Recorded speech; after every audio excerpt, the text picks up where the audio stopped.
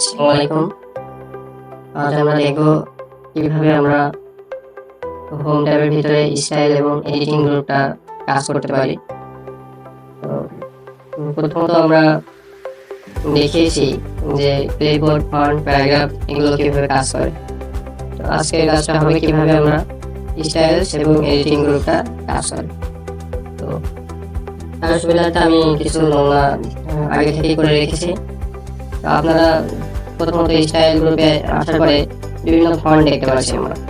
এই ফন্টগুলো বিভিন্নভাবে অ্যাপ্লাই করা যায়, যেমন আপনি এখান থেকে পুরোটাও অ্যাপ্লাই করতে পারেন, আবার আপনার ইচ্ছা মতো যেটুকু প্রয়োজন সেটুকু অ্যাপ্লাই করতে পারেন।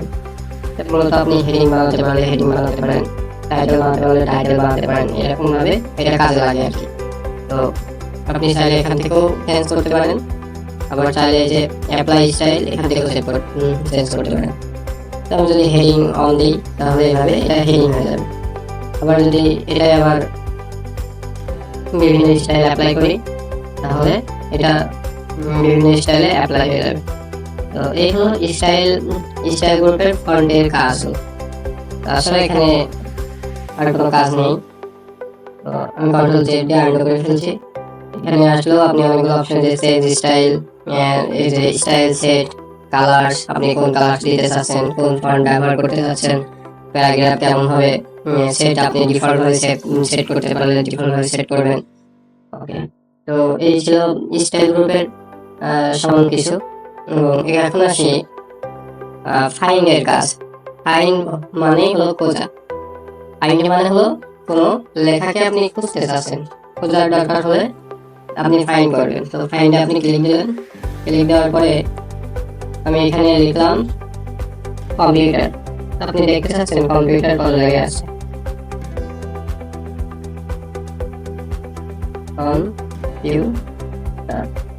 কম্পিউটার দেখেন এখানে আমার এই প্যারাগ্রাফটাই কম্পিউটার আছে 5 জায়গায়, অর্থাৎ এই এখানে উপরে দেখাচ্ছে 5 মেসেজ, মানে ম্যাচ করেছে, 5টা ম্যাচ করেছে এই লেখার সাথে।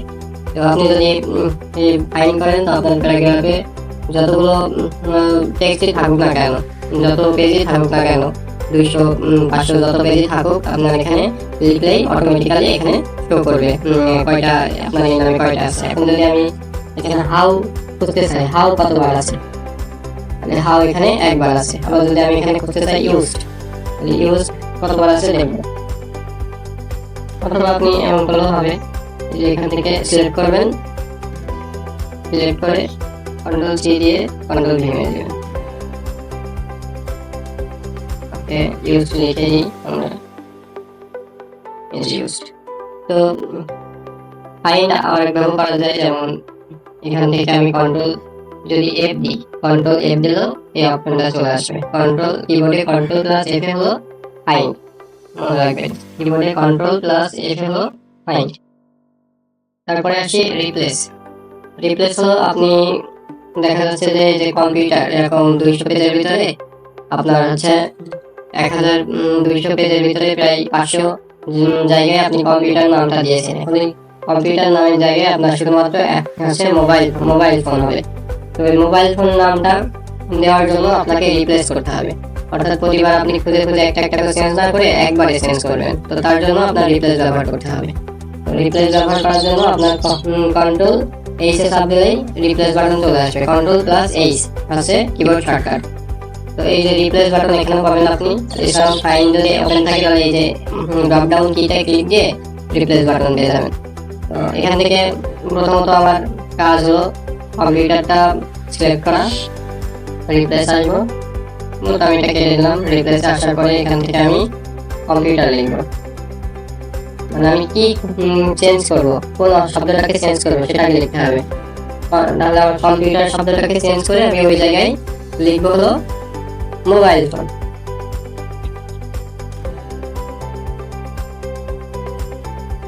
মোবাইল ফোন লিখে রিপ্লেস অল করে দিব, ওকে করে দিব। দিলে যত জায়গায় আমার কম্পিউটার ছিল সব জায়গায় মোবাইল ফোন হয়ে যাবে, সব জায়গায় মোবাইল ফোন হয়ে যাবে। এখন যদি আমি দেখতে চাই কত জায়গায় আমার মোবাইল ফোন হয়েছে, আমি সেটাও দেখতে পারবো। তো তার জন্য আমি ফাইন্ডে ক্লিক দিলে এই যে 5 মেসেজ, মানে 5 জায়গায় কম্পিউটার ছিল, সেই 5 জায়গায় আপনার মোবাইল ফোন হয়ে গেছে। তো এটাই হলো ফাইন্ড এবং রিপ্লেসের কাজ। এছাড়া আমরা এর আগে পূর্বে শিখেছি সিলেক্টের বিষয়গুলো। তো এখান থেকে আমরা অল সিলেক্ট করতে পারি, অবজেক্ট সিলেক্ট করতে পারি। সিলেক্টের বিষয়টা একটু দেখুন যে সিলেক্টে আসলে আমরা সিলেক্ট অল করলে এটা অল টেক্সট সিলেক্ট হয়ে যাবে, অল টেক্সট। তারপরে এখান থেকে যদি আমরা সিলেক্ট অবজেক্ট সিলেক্ট অবজেক্ট বলতে আপনার যদি কোনো ছবি বা গ্রাফিক্স সিলেক্ট করতে হয় তাহলে সিলেক্ট অবজেক্ট দিয়ে করতে হয়। তারপরে আসে যে select with the similar formatting. Similar formatting এই যে এইগুলো তো সবই সিমিলার ফরম্যাটিং। তো আমি যদি একটা চেঞ্জ করে দিই তাহলে বুঝতে পারবেন এই যে এইটুকু আমি একটা ফন্ট নিয়ে আমি চেঞ্জ করলাম, এখন কিন্তু ওইটা সিলেক্ট হবে না। এখন আপনি ওইটা ব্যতীত যেগুলো ফন্ট আছে সবই তো একই ফন্টের, তো আপনি এখানে এই ফরম্যাটিং ক্লিক করলে এটা বাদে, এই ফরম্যাটিং বাদে এগুলো যেগুলো এক আছে, যেগুলো সেম ফরম্যাটে আছে সেগুলো সিলেক্ট হবে। তো এই হলো বিষয়।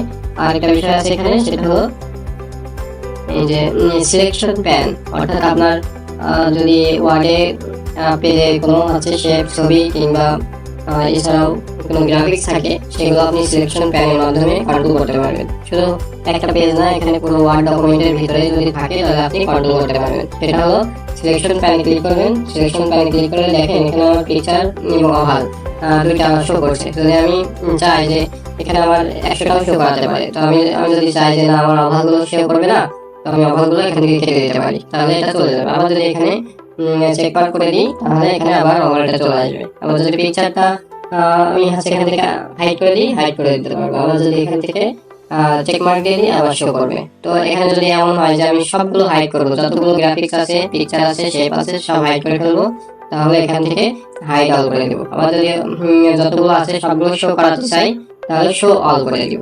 তো এই ছিল আজকের স্টাইল এবং এডিটিং পর্বটা।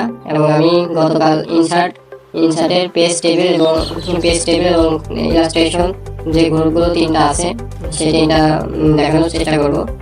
তো আশা করি সবাই ভালো থাকবেন। আসসালামু আলাইকুম।